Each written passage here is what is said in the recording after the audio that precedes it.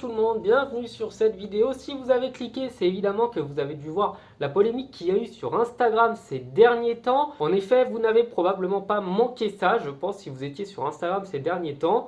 Un homme qui travaille à l'hôtel où se situe l'équipe du Maroc en ce moment a décidé d'insulter un petit peu tout le monde. Il a insulté le peuple marocain et les joueurs marocains, il a insulté la religion majoritaire du Maroc et il a insulté de manière un peu plus générale absolument tous les pratiquants de cette religion et le mois sacré du Ramadan. Et vous n'êtes pas sans ignorer que j'ai été visé par les propos de cet individu et que comme ça concerne le football, j'ai décidé de revenir dessus. En gros, on est dans la nuit et l'équipe marocaine demande à pouvoir faire ce qu'on appelle en arabe as-suhour, donc le fait de prendre un repas avant le jeûne. Et évidemment, comme les journées commencent aux alentours de 5 à 6 heures en Espagne, forcément, les gens qui sont là pour cuisiner doivent se lever avant eux. Et forcément, comme c'est l'équipe nationale du Maroc, il y a un certain prestige, un certain standing, et on a forcément demandé aux membres du personnel de se lever pour préparer à manger, etc. Et évidemment, comme c'est en plein milieu de la nuit, et forcément, ceux qui ne pratiquent pas la même religion qu'eux ont pu être un petit peu dérangés dans leurs habitudes. Parce que disons-le entre nous, si on vous demandait à vous de vous lever à 4 heures du matin pour une autre raison que le motif religieux, je pense pas qu'on soit tous super emballés à l'idée de le faire. Et donc là où il aurait pu simplement mettre un message disant qu'il était fatigué et qu'il était KO, il a dérapé complètement, il a insulté tout le monde. Donc évidemment, je ne vous ferai pas l'offense de vous présenter les propos qu'il a tenus. Simplement, je vous dirais que vous pouvez les retrouver très facilement sur Twitter et sur Instagram. Et à la suite de ça, forcément, ça a fait le tour parce que notre petit camarade s'est amusé à publier ça en public, c'est-à-dire qu'il a mis cette publication visible aux yeux de tous. Il ne l'a pas réservé à ses amis proches ou à un public restreint alors qu'Instagram permet de le faire avec une fonctionnalité. Il y a forcément eu des captures d'écran, des gens qui ont balancé ça sur Twitter et sur Instagram et tout le monde s'est retrouvé à être au courant que les gens de cet hôtel, ou du moins une personne, mais tout l'hôtel a été visé, ont insulté l'équipe marocaine. Et immédiatement la personne a retiré les photos, mais c'était beaucoup trop tard pour Internet. Et une fois que vous avez lancé un tsunami, c'est difficile de le contrôler. Au final, il a publié plus d'une vingtaine de messages d'excuses. Il en a publié en arabe, il en a publié en espagnol, en anglais, dans toutes les langues. Il a été, sans être trop méchant avec lui, assez pitoyable. Il s'est vraiment écrasé plus bas que terre. C'est tout à son honneur de demander à s'excuser, mais je reviendrai sur ça un petit peu après. Et évidemment, la conséquence, c'est que sur Google, quand on va se balader sur les avis concernant la chaîne d'hôtels, vous avez des dizaines, des centaines, des milliers de notes à 1 sur 5 pour insulter l'hôtel, pour insulter la personne et pour dire que cet hôtel ne respecte pas les convictions religieuses des gens. Évidemment, c'est monté aux oreilles de la direction de l'hôtel qui va probablement prendre la décision de se séparer de l'agent. Et l'agent en question a expliqué que sa famille était malade, qu'il avait beaucoup de problèmes, qu'il était très fatigué, qu'il ne voulait pas offenser qui que ce soit, qu'il tenait à s'excuser. Il a même dit qu'il allait soutenir l'équipe marocaine pour toutes les prochaines rencontres, qu'il allait aller à leur match pour aller les soutenir. Bref, le gars s'est écrasé, s'est excusé, a demandé pardon à de multiples reprises, mais évidemment, les vagues de critiques sur l'hôtel continuent et donc à l'heure actuelle, je pense qu'il est en train de passer un sale moment.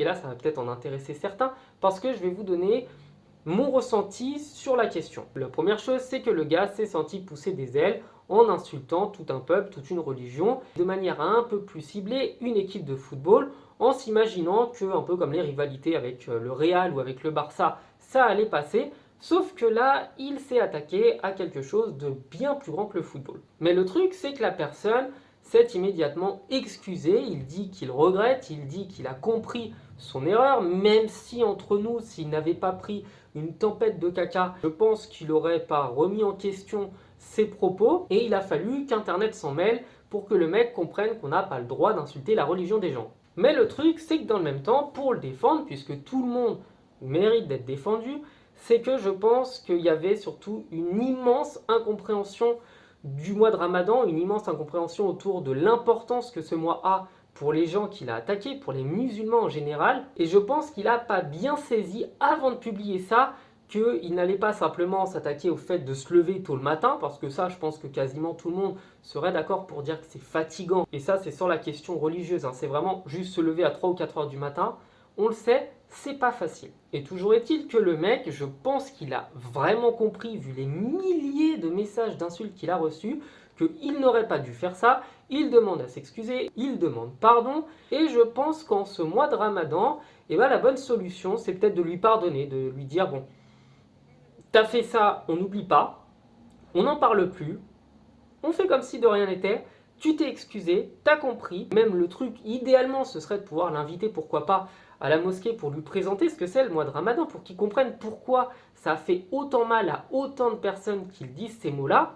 Et l'utilité, elle serait double, parce que d'un côté, ça montrerait que les musulmans sont capables de pardonner même quand on les offense, et dans le même temps, ça permettrait à une personne qui connaît probablement rien du tout de la religion musulmane de la découvrir, de s'intéresser et d'ouvrir son cœur à une communauté, à un peuple et à une histoire qu'il n'avait peut-être pas saisie. Là, évidemment, c'est ma vision un petit peu utopiste de la chose. Je pense que ce qui va se passer, c'est que pendant des mois, il va subir des raids, que le mec va devoir disparaître de tous les réseaux sociaux et que pour retrouver du travail, ça va être super compliqué. Mais dans le même temps, légalement et pénalement, je ne vois pas pourquoi il pourrait être condamné, parce que la justice dans le passé a déjà laissé des gens dire des choses bien plus horribles que ça sur cette même communauté, et la personne en question a même été surdéfendue, surprotégée, et gare à celui qui viendrait émettre des critiques contre le fait de s'offenser d'avoir été insulté. Et je ne vais citer personne parce que le but c'est pas de jeter de l'huile sur le feu, c'est juste de vous parler de la situation et de vous dire que dans le passé, des gens ont fait pire,